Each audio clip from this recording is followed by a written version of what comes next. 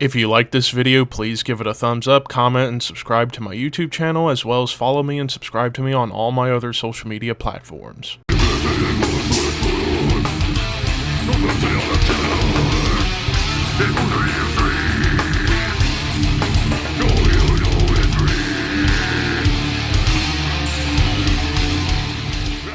What's up, Thrashers, and welcome back once again to the Thrash Maniac 99 YouTube channel, and I am back with yet another discography ranking, the final ranking I am doing in 2023, and this is a ranking that's long awaited to happen, as I am talking about all 8 studio full-lengths from Swedish death metal, melodic death metal, progressive death metal legends, Edge of Sanity.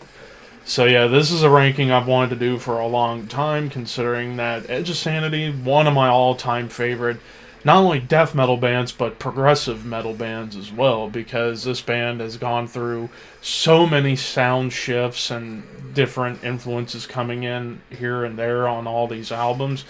And plus, me being the big Dan Swano fanboy I am, why wouldn't I talk about this? So as far as how I got into Edge of Sanity, kind of goes back to like what I'd be talking about with some other bands.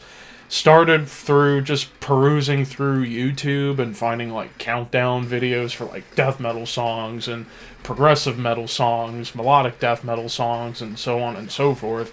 And Edge of Sanity would pop up quite a bit on some of these lists, and also it was around the same time when I was first being introduced to Dan Swano himself, and I thought, man, this is some masterful fucking metal right here that just goes through so much within these songs. And then, of course, over time, getting into more of their stuff, including the Crimson albums, which I love, and then getting into some of their other albums. Now, this is going to be an interesting ranking, to say the very least, because, like I said, they've gone through so many sound changes within their core death metal sound, but yeah, this is basically almost like my love letter to one of my heroes, Dan Swano, who, by the way, for those of you who don't know, over a year ago on this channel, if you go back through the Horseman podcast, I got to interview Dan Swano, and it was an amazing conversation. Even if it was very early in the morning here, it was worth it. Great guy, funny, hilarious guy, very passionate about what he does, and like I said, one of my musical heroes. But enough gushing, let's get into the history of Edge of Sanity. So Edge of Sanity formed in 1989 out of Finspång, Sweden, with their original lineup, which would be a lineup that would last for over 8 years, consisting of vocalist Dan Swano, guitarists Andreas Dread Axelsson and Sammy Nurberg, bassist Anders Lindberg, and drummer Benny Larson. So this would be the lineup that would be together for, like I said, about 8 years, so very few lineup changes happened throughout this entire history.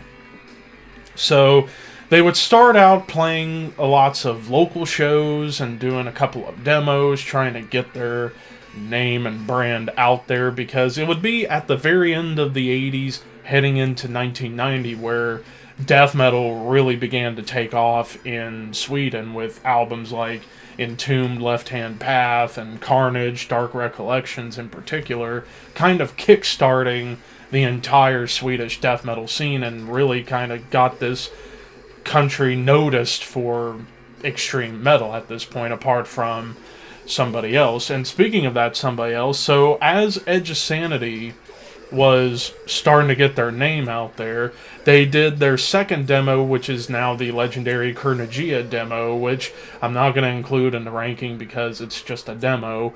But that demo started to kind of circulate across Sweden to the point where it ended up in the hands of the one and only Korthon from Bathory. He got a hold of the demo and fell in love with it and took it over to his father, Bure Forsberg, otherwise known as Boss, who ran Black Mark Productions, and said, you ought to give this band a shot, because this band could go places here in Sweden. Can you please sign them, Dad? And he did. Boss would sign Edge of Sanity over to none other than Black Mark Productions, which would be the label that they would stay on pretty much through the entire run of albums here. So, Black Mark Production, the home of Edge of Sanity for all these releases. Even if some things about Black Mark were a little bit shady, as Dan told me himself in that interview. But alas, they had a home. All they needed to do was keep playing live and get into the studio. Now, they would go into the studio in 1991 to not Sunlight Studios. They would actually go to Montezuma Studios, and Boss would actually be the producer. And released in July of 1991, we would get Nothing But Death Remains, the debut album, and this is my number 6. Yeah, it's a little bit lower in the list because it is a pretty raw, gritty album, but it's a really good debut. It's definitely showcasing the potential that Edge of Sanity truly have to really kind of make noise within the Swedish death metal scene. And this album is very much traditional Swedish death metal, though it's got some early Morbid Angel and even a lot of Bolt Thrower influences. Like, there's lots of Bolt Thrower moments that kind of pop up all over the place. There's even occasional synths that pop up here and there to help with atmosphere. However, the biggest problem, while these songs are really good, it doesn't quite showcase what Edge of Sanity would become. And then the biggest problem, I feel like in the mastering of this album, Boss kind of fucked it up, because there would be times during songs where it would stay at like normal volume and then it would go kind of quiet and then suddenly back up to normal volume. So yeah, some mastering issues I think kind of plagued this album, at least for me. But some standout tracks, the opening track, Tales, Human Aberration. Then we get 2 tracks that are part of a 4-track series. Maze of Existence and Impulsive Necroplasma, which are 2 parts of a 4-part track called Epidemic Rain. So, yeah, kind of strange that you would have that on this album. But then my favorite track, the closer, Immortal Souls, where they just absolutely go for the jugular when it came to their death metal, and it just absolutely kills. So yeah, Nothing But Death Remains, showcasing potential but not quite what they would become, and it is my number 6. So after Nothing But Death Remains came out, they would continue to play lots of shows across Sweden, even getting to open for Entombed. But they would quickly go back to the studio, once again to Montezuma, with Boss as the producer, and released pretty much almost exactly 1 year to the date. July 8th, 1992, we would get Unorthodox. This album is my number 5. Definitely a huge progression from the debut to this.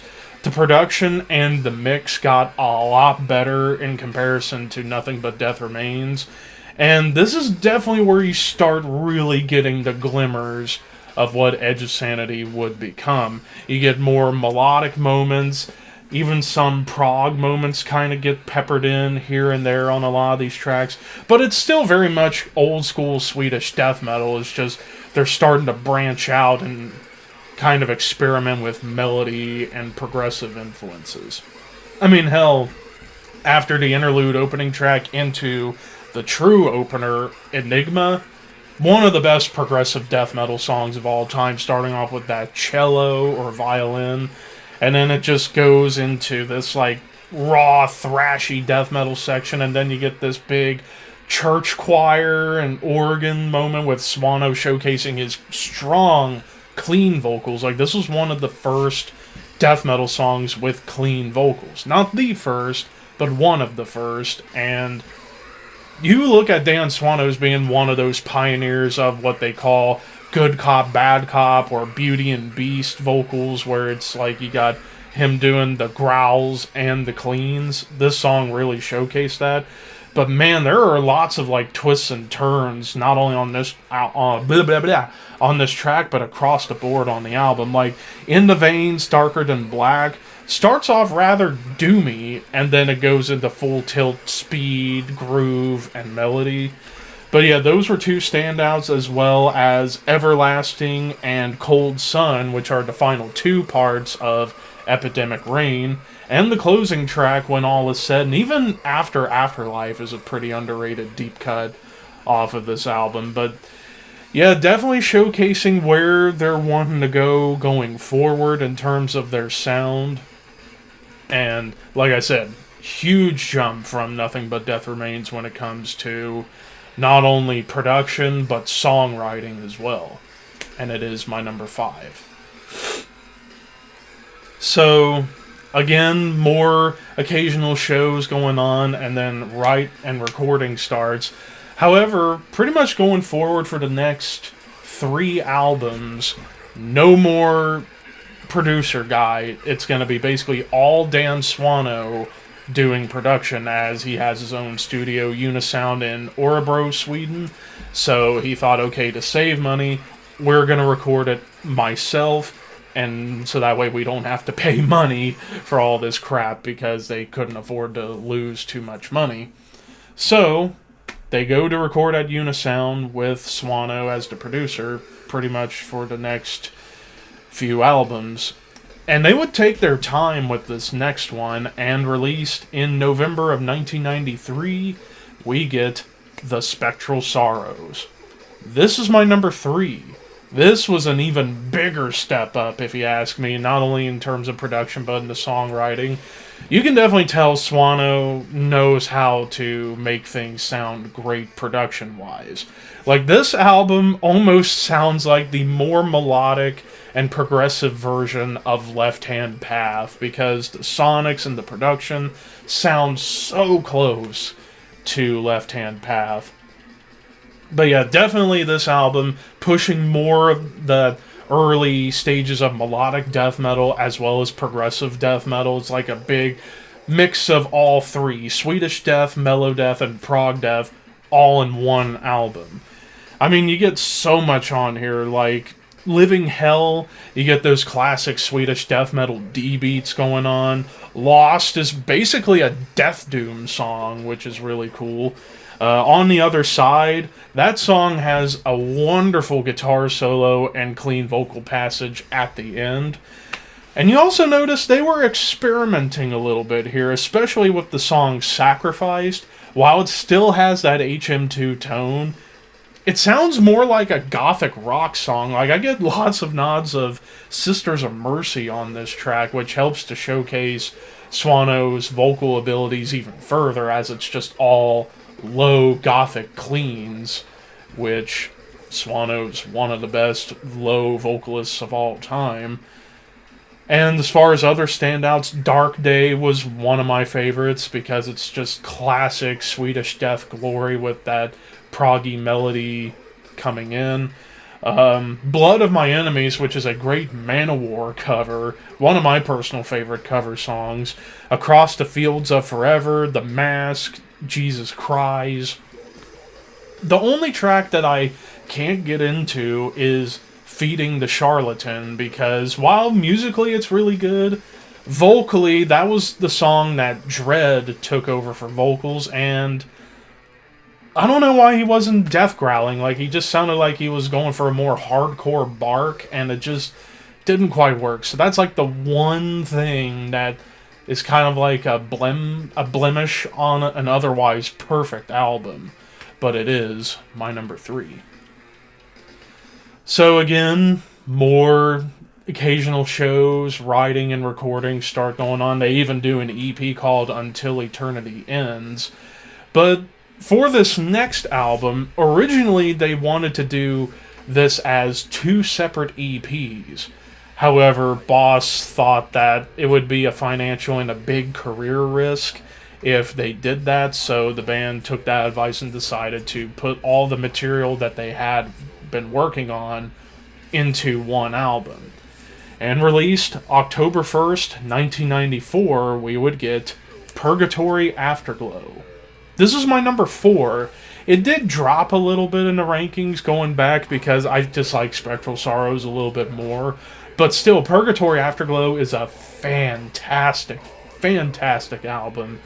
Definitely more proggy and more melodic. Like, this is like perfect melodic death metal with those progressive influences coming in. However, the whole idea with it was going to be two separate EPs, so they had half of the album that was going to be more of their death metal side, and then the other half was more of the experimental and even hard rock inspired, because this album actually was in tribute to Kurt Cobain, and even Edge of Sanity, like Swano and Andreas said in interviews at this point, that they were really inspired by Nirvana and Soundgarden, and they kind of wanted to interject a little bit of that into this album. And it's definitely prominent on here, but they still maintain heaviness, brutality, melody, and prog influences. Like the song Twilight, the opening track, starts off with this amazing clean vocal and synth passage, and then it gets straight into classic Edge of Sanity. Of Darksome Origins, which is one of the best songs they ever wrote, this track even has some like really cool melodic but yet brutal triplet chugs and even a breakdown.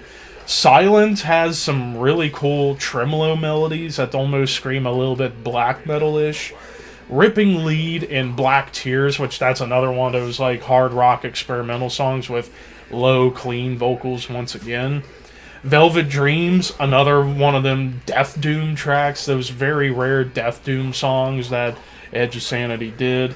Inner Chaos, classic Swedish death, and it's short, sweet, to the point at 2.5 minutes, roughly. And even The Sinner and the Sadness is triplet chug central. And then the closer, Song of Sirens, kind of an odd one because it feels more like almost like a brutal New York hardcore song. Like, I got lots of comparisons to Biohazard on that track, which is not a bad thing because I do enjoy Biohazard, but just kind of felt a little bit weird. But yeah, the bass tone is beefier on this album, still maintaining that HM2 tone. And as far as like other standouts, Elegy was another really cool track that I loved on here. Can't go wrong with this album, my number 4. Now, for this next album, more occasional shows and writing going on. However, this time, they took pretty much well over a year to come up with everything they wanted to do for this next album, and it would be around this same time, during Dan Swano's production madness of the 90s, he became best friends with the one and only Michael Ockerfeld of Opeth after Swano did the production on the first 2 Opeth albums, Orchid and Morning Rise. So wonderful friendships blossomed from those recording sessions between Dan and Michael. And because of that, it kind of inspired Swano a little bit to write an album that he wanted to be as progressive as anything out there. And it's a concept album based on the ideas of humanity losing the ability to breed, leading to the end of civilization, as well as an evil queen trying to slaughter the elders before being sent into a red liquid to be put to sleep. And Swano even told me that part of the influence was the movie Prince of Darkness. So, yeah, lots of different influences coming in on this. But they would go to the studio at the very end of 1995 into the beginning of 1996, and then finally released April 2nd, 1996, we would get Crimson. This is my clear-cut number 1. Holy shit. One of the best metal albums of the 90s, bar none. Like, this is just one 40-minute song of progressive death metal mastery. So many peaks and valleys, twists and turns going on here. And, you know, you get everything from blast beats to great clean guitars, keyboards, organs, lots of brutality, great melody, amazing clean vocals, not only from Swano, but Ockerfeld would actually pitch in on this album vocally and guitar work wise. Like, even by the time we got to Spectral Sorrows, Swano had started playing some guitar parts and the keyboards on these albums. And even more guitar work from Dan, but also Åkerfeldt coming in to do some leads on here. And these leads, whenever they happen, beautiful works of art. And then probably one of the big standout moments on this album / song would be that beautiful, like, hypnotic duet between Swano and Åkerfeldt. I think it's around the 32 to 33 minute mark of the song, I forget. But beautiful duet section, so many crazy moments on here. Like, even Åkerfeldt's growl and scream vocals are amongst some of his strongest in the early years of his career. Like, some of his screams were just insanely brutal. And then even Swano's growls matching up perfectly to what Åkerfeldt's doing. And even there's a bonus track on the Japanese release of this album. There was a bonus track called Murder Divided, which was more of a standard melodic death metal track, but it's catchy. It's got some nice catchy choruses going on there. So kind of a bonus track, like I said, for the Japanese release. But again, amazing song, amazing album, showcasing everything that everybody in the band is capable of. Just masterpiece. My number one. So, again, as we keep saying, they're writing and so on and so forth. However, for this next album, for the first time since Unorthodox, they would not have Swano do the production. Instead, they would actually go to the world-renowned Abyss Studios to work with one Peter Tägtgren from Hypocrisy to be the producer, and released February 5th, 1997, we would get Infernal. Now, this one fell to my number 7. I still think it's good, and it's easily the heaviest album in the entire Edge of Sanity catalog. Like, I like the guitar tone on here. Granted, it might be a little bit compressed. After all, this is Peter Tägtgren production we're talking about. And also, this was a very turbulent period in the band's history because there was a lot of creative difference going on between Swano and Dread in particular. And this album's a lot less progressive than the previous few albums. This album's a little bit more towards the melodic death metal and, dare I say, death and roll side. Like, it was around this time where Entombed really began to embrace that death and roll side to their sound, and I guess even Edge of Sanity wasn't immune from that. They kind of adopted a little bit of that approach.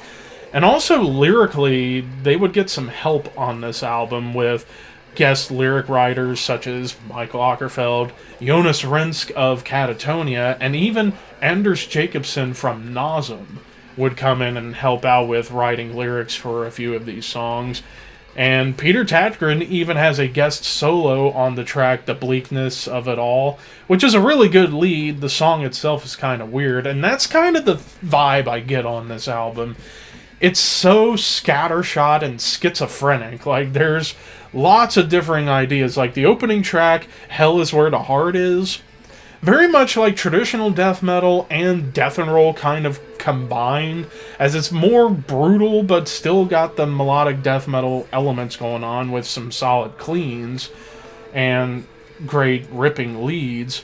And then you get to Helter Skelter, which is almost a blackened death metal track, as Dread is the one doing the vocals, and they're very much black metal. After all, he did do vocals for early Marduk, so it made sense. And then tracks like 1536, which has some really cool riffs and great clean vocals, but you also get those like weird talk box effects, which is strange. Damned by the Damned, that's actually a big standout on here. That song could have been on Purgatory Afterglow. It almost fit perfectly onto that album. Then you get to Losing Myself, which it was also around this time Dan was also focusing on his gothic rock and then eventually progressive rock and arena metal band Nightingale, and this song kind of feels closer to a Nightingale track, and even Swano would re-record this song for a future Nightingale album, so it made sense. And then the final track, which is called The Last Song, starts off more like a prog rock ballad with great piano and vocals.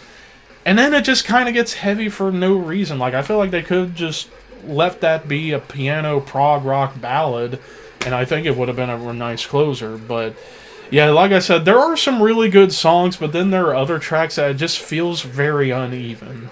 It's still good. I think it's better than a lot of people give it credit for. But yeah, it is very schizophrenic and scattershot all across the board. And that's why it is my number 7. So after Infernal came out, more problems between Swano and Dread, to the point where Swano would be kicked out of Edge of Sanity, and immediately after the kick out, they would get vocalist Robert Carlson, who was in Dan Swano's other band Pandemonium and now currently in Scar Symmetry, to take over for vocals for this next album. And almost like immediately after Infernal, they would go to a different studio with a different producer, and released November 11th, 1997, we would get Cryptic. This one is my dead last. This is my number 8, the only album without Swano at the helm, and this album's still very much in that like melodeath meets death and roll vein. And I don't know, there's just something about this album I just couldn't get into. I'm not saying it's bad. I think it's a run-of-the-mill album that has potential, like the opening track Hell Written, which is probably the big only standout that I had listed from this album. I actually think that was a good song, but I don't know, like the production of this album was really muddy, and also I just kind of found myself somewhat zoning out on this album. Like, I just couldn't quite get into it. While there are some solid riffs and leads, it just lacks dynamic, because without Swano there to kind of help guide the ship, this album just feels very lost and restrained, I would say. But again, it's not bad, but it's easily the weakest in the entire catalog. But yeah, it was just a rough patch at this point, and that's what happened. And it is my number 8. So the band would continue on for the next couple of years until 1999, where they broke up, and it seemed like that was the end of Edge of Sanity. And during this time, Dan Swano was pretty busy not only with production, but also with a couple of other projects. He would help he would be a co-founder of the amazing band Bloodbath at this point, at the end of the 90s.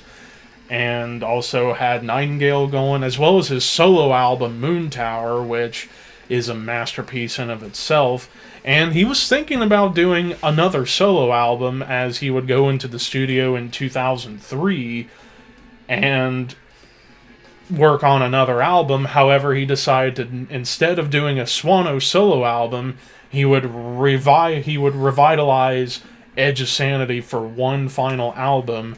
And for this album, Swano doing all the production, guitars, bass, drums, clean vocals. However, he would get some help in other departments, such as for the death growls, because Swano said by this point when he was death growling it would hurt. So he would get Raga Johansson to take over the death growls on this album. And then he would get guest lead guitarists Simon Johansson and, from King Diamond and Merciful Fate, the one and only Mike Weed, to come in to help out with leads on here, joining with Simon and Swano. And finally released August 26th, 2003, we would get the final Edge of Sanity album, Crimson 2. And obviously, it is my number 2. This is one of those rare examples of where the sequel is just as good as the original. 3 extra minutes of this album, but holy shit, probably in my personal opinion, the best sequel to the original album in metal history. Like, this album, brilliant, all over the place, and dare I say, slightly more progressive than even Crimson 1, because the production got bigger and more epic on this album. However, you also get more keyboard and piano play going on here.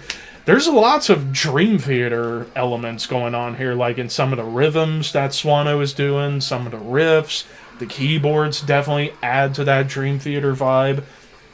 And then I forgot to mention, similar to Purgatory Afterglow, with that being a tribute to Kurt Cobain, this album would be a tribute to the one and only Chuck Schuldiner from Death, as Chuck was a huge influence on Dan, and sadly Chuck passed almost 2 years prior to this album. So Swano wanted to pay tribute to Chuck, and there's even some like 90s era Death vibes that kind of pop up here. So this almost feels like Edge of Sanity wanted to experiment with Dream Theater and 90s era Death on this album, and it works brilliantly. Stronger clean vocals even from Swano at this point, as he's really getting to showcase his entire range of melodic vocals, from his lows to like mid-range to even some higher notes. But man, there's a lot of like crazy sections on here where it just feels like humanity's crumbling, as Crimson 2 continuing on that storyline from the original Crimson. Now, and also beautiful solos from all three, Mike, Simon, and Swano, just doing amazing work with the guitar solos.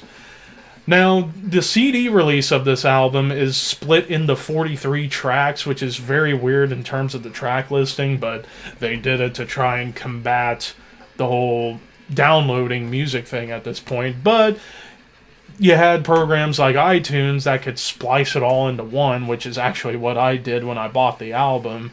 I spliced it into one track, so that way I didn't have to go through 43 fucking tracks to listen to it, and I like to listen to it as a complete package.